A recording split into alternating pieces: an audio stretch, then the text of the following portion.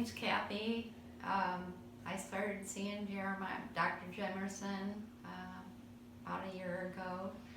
I initially for a shoulder injury. I had fallen on rollerblading, and I had seen 2 years prior to that. I actually had the injury and seen several chiropractors, acupuncturists, physical therapy, pain medication management doctor, a regular GP, neck orthopedic doctor, had several procedures done.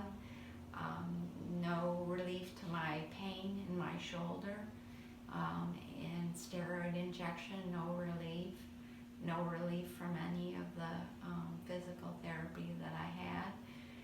Was at my wit's end, and the acupuncturist recommended Dr. Jemerson, and came here, and within the span of probably 9, maybe even less than that sessions, he had my shoulder pain-free.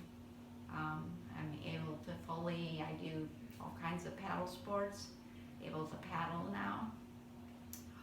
So recently, when I fell again and had a concussion and whiplash, I came back knowing that he could help me and get me back paddling again very quickly. And in just a matter of 3 sessions, my extreme headaches and my whiplash symptoms and visual disturbances were totally eliminated by his therapy that he provided. It's a miracle.